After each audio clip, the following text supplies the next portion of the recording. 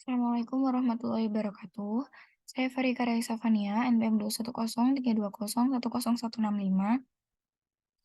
Praktikan Laboratorium Optimasi Industri 2023 yang akan menjelaskan mengenai tugas khusus Grade 2 dengan tugas review jurnal internasional.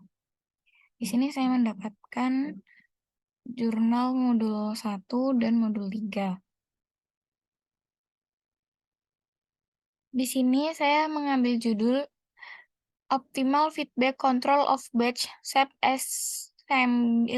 Assemble Processes Using Dynamic Programming. Yang pertama ada abstrak. Makalah ini mengulas metodologi yang dilaporkan sebelumnya untuk menetapkan kontrol umpan balik perakitan mandiri. Metodologi menggabungkan reduksi dimensi, pembelajaran yang diawasi, dan pemrograman dinamis untuk mendapatkan umpan balik yang optimal, kebijakan kontrol untuk mencapai negara rakitan yang diinginkan. Data sampel yang digunakan dalam penghitung kebijakan umpan balik yang optimal. Data ini dapat menghasilkan menggunakan model prediktif atau menggunakan data eksperimen. Untuk pendahuluannya sendiri, self-assemble adalah organisasi spontan dari banyak komponen yang berinteraksi. Kristalisasi adalah proses industri penting yang memiliki aplikasi untuk pemisahan dan pemurnian, serta pembuatan bahan dan dapat dianggap sebagai kasus khusus perakitan sendiri. Self-assemble biasanya mengacu pada proses otonom. Beberapa bidang yang akan dibahas di sini adalah suhu, tegangan, dan medan magnet. Selain itu, model dinamis yang akurat belum tersedia dan yang memang ada sulit untuk dikerjakan, karena biasanya berdimensi tinggi, nonlinear, dan stokastik. Model-model ini mungkin dimotivasi oleh prinsip-prinsip fisik dengan parameter yang akan diestimasi dari data, atau mungkin sepenuhnya empiris dan dihasilkan melalui metode pembelajaran mesin. Meskipun kurangnya sensor dan model, ada banyak preseden yang digunakan input yang bervariasi terhadap waktu dalam kristalisasi. Ketika sistem awalnya panas, komponen memiliki energi termal yang signifikan dan dapat mengambil sampel banyak konfigurasi, tetapi saat sistem semakin diinginkan, sistem berkembang ke arah konfigurasi energi minimum termodinamika yang biasanya dipesan keadaan kristal karena keefektifannya proses menjadi merata. Lalu selanjutnya ada metodologi penelitian. Langkah pertama dalam penelitian ini adalah pemilihan agregat.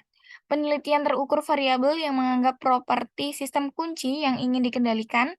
Pemilihan representasi keadaan berdimensi rendah, memberikan cara yang mudah memvisualisasikan sistem dan memperjelas tugas kontrol.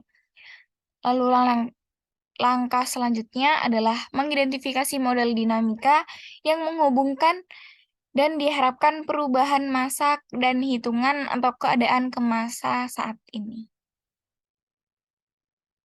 Untuk hasil dari penelitian ini mendukung penerapan praktis dari metodologi kontrol yang telah diulas. Tantangan dalam menjalankan penelitian ini adalah pemilihan status dinamis orde rendah, yaitu Markovian, tidak hanya jaminan bahwa keadaan tereduksi yang mendasari bahkan ada dalam studi kasus yang disajikan. Lalu, dalam studi kasus yang disajikan di sini, yang relatif sederhana dipilih di antaranya variabel terukur dan optimal dalam arti tertentu. Dalam penelitian ini menggunakan analisis komponen utama untuk mengurangi dimensi fungsi korelasi spasial yang mencirikan sistem.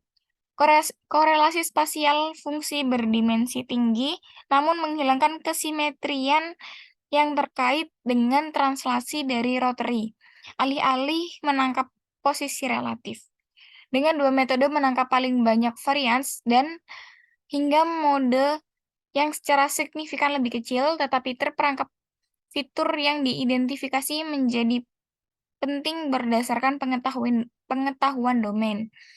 Dalam 5 fitur, ruang keadaan kemudian didiskritisasi menggunakan pengelompokan bagian yang diamati.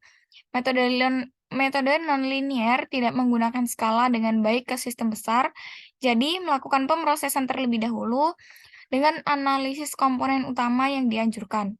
Mempelajari model dinamika yang menantang, penampilan dari setiap kebijakan kontrol berbasis model tergantung pada akurasi model. Untuk kesimpulannya, kontrol optimal perakitan mandiri berbasis model layak dilakukan di lingkungan mikro dan skala nano.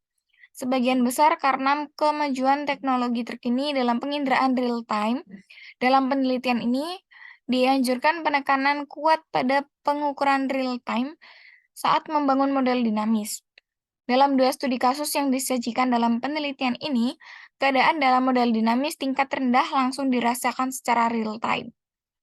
Di dalam penelitian ini juga dibedakan antara model berbasis fisika dan mod empiris, tapi sebenarnya penyatuan direkomendasikan membangun hipotesis di dalam konteks pembelajaran mesin untuk memasukkan semua informasi yang tersedia.